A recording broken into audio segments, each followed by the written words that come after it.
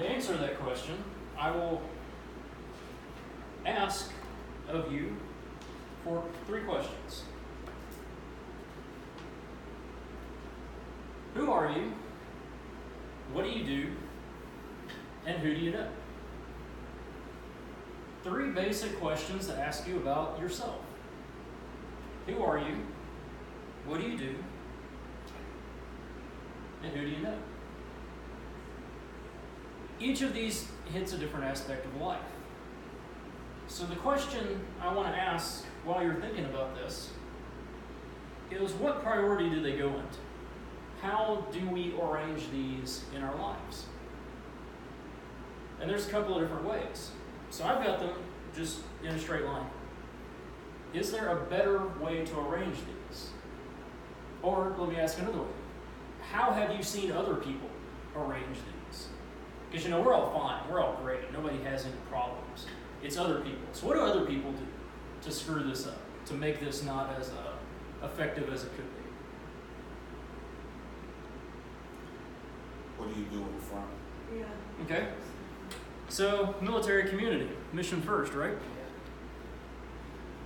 So what we do takes the forefront because it kind of has to in some situations.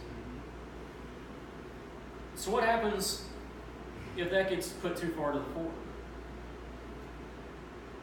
Who are you gets pushed in the back. Okay, so who you are sometimes can kind of end up back here, right?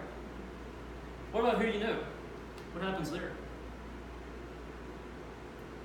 Who you know can help you with what you do. Okay, so you got a team. So this can kind of, maybe not on the same level, but kind of close. How's that sound? So who you are is all the way up front. Who you know is close second. Who you are, however, is way back here in the back. What's a danger that can come from this scenario? You kind of lose sight of who you are. Okay, so you lose sight of who you are. What happens then? That's when, like, negativity and other things more start affecting your life. Okay, so you start going downhill a little bit. Lee? If you're way back there and you lose sight of you, and what's important is what you do, then you'll almost do anything to get done, but you have to get done. Okay. And if you lose sight of really who you are and what's, I guess, maybe some values that you grew up with or what, those may get pushed aside as well. As you push yourself way aside, you might push that aside because you're going to accomplish what you have to get done. So you're willing to, the ends are going to start justifying the means. You compromise who you are for what you do. Mm-hmm. So let me ask another scenario. Has anyone ever seen this? That what they do is so far to the front, who they are is completely subsumed into it. For someone that want to advance, want to get ahead, it's their priority. Mm-hmm. What they do, being seen, being noticed, success in their eyes. So what happens when the day, either retirement, meted out, whatever happens, higher tenure, that what you do goes away at that point? Identity struggle. There is no underlying who they are anymore. It goes out with the bathwater. Adjustment is slow. That's why retirement is such a high suicide period. Because that's all I know. That's why it's fast, isn't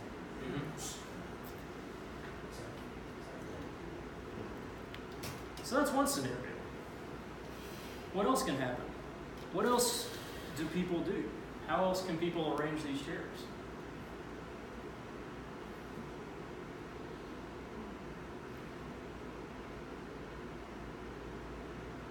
So we kind of harped on not really having a good view. What happens instead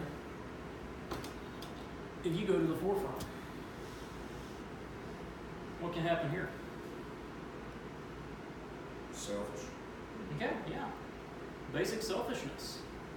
You can isolate everyone to where you don't know anybody. Yeah, no one wants to be around you at that How does that affect what you do? Getting on the road again. No one wants to work with you. You're not a team player.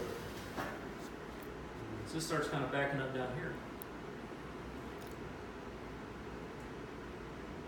Focusing entirely on yourself.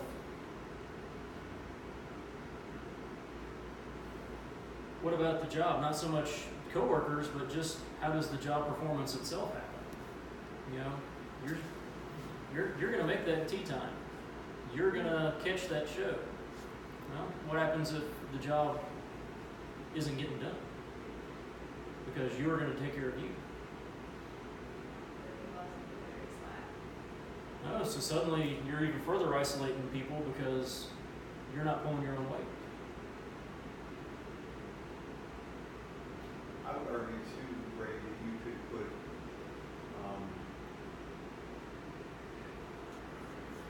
who you are and what you do side by side, Okay. and we might call that a workaholic. No. So it's all about me, and you can. I've heard people justify that. Well, I'm really taking care of my family by being all about career, doing all the things I'm doing, because in that I take care of my family that way. And I understand the argument. I just don't think it's a compelling argument. And I actually had that come up at least twice doing this with Group 2. I had 2 different first classes make that same argument. It's like, well, by spending all this extra time at work and by making sure I'm not burning out at work, I'm providing for the family, which means I'm taking care of it. And in the second one in particular, a couple of the other sailors about jumped the guy. Verbally, what are you talking about? What do you think how do you think your spouse feels? And I stepped in and I said, hey, if that's their relationship dynamic and it's actually working, it could work. But realistically, what are the chances of it working? You use that healthy and unhealthy. How healthy is it? Mm-hmm. It might be working, but it can be blowing a lot of smoke out the tailpipe too. How honest are you with those who you know, like your family and whoever? Can they tell you the truth that your work is getting in the way of our relationship? So we got the workaholic. We've got the selfish jerk. What else do we have?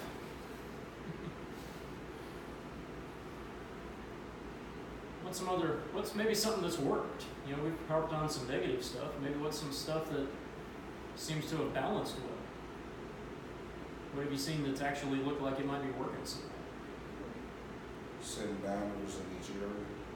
Okay. Being who you are, but setting boundaries with who you know and what you do. Not becoming that workaholic, but knowing when to cut it off. Because you need to invest some time in who you know.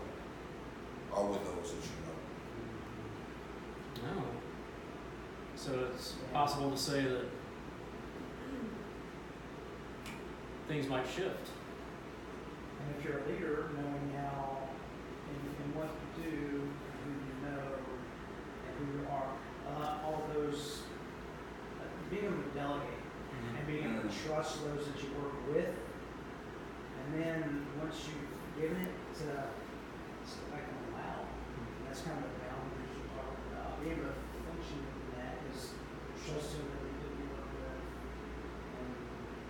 and having those relationships. So not just setting the boundaries, but letting people equipped to take over those responsibilities, and trusting them to take that responsibility. That's a hard thing to let go for something like myself with control issues. It's a lot of moves. You have to twist your arm to make a decision to go eat somewhere. I've gotten better with age. You empower me to make that decision, is what you're saying. Yeah. You talking about when I was down with you? Huh? Yeah. Okay. Little motivation. So we've got a decent little surface idea of what's going on here, right? So let's dig a little deeper. So when I'm asking who you are, I'm actually asking about 2 different yous. There's an external you and an internal you. There is the face, the facade you put out to everybody. And then there's that you deep inside that only those deepest, closest relationships you have can see. And it varies by person. Some people, those two are very close. There's not a lot of difference between what you portray and who you are. But we also know a lot of people that once you get to know them, they're radically different than the face you see in public. And so how do those two faces look to you? And how far apart are they? When I'm asking what you do, I don't just mean your job. For most of us, that takes up a significant portion of our time, but what you do is also your talents, your hobbies. Not just what you do, but what do you do to get away from what you do? How do you decompress? How do you unwind? What sort of things you do outside of the workplace as well? What are your activities? What are your hobbies? When I'm asking who you know, family and friends, coworkers. What about those 1,000 Twitter followers? That couple of hundred people follow you on Instagram. That social media presence. Who all is involved in that? What are the relationships you have? What are you doing to attract others? And attraction doesn't mean romantic. It doesn't always mean you're trying to find a partner. Think about it. Every time you go up for a review, when I go with the sailors, say every time you go up for a promotion, you go up to move up, you're trying to be the most attractive person in your rate. You're still trying to attract other people whether you want to or not. What are you doing in that realm? So taking this a step deeper, how can we arrange these chairs?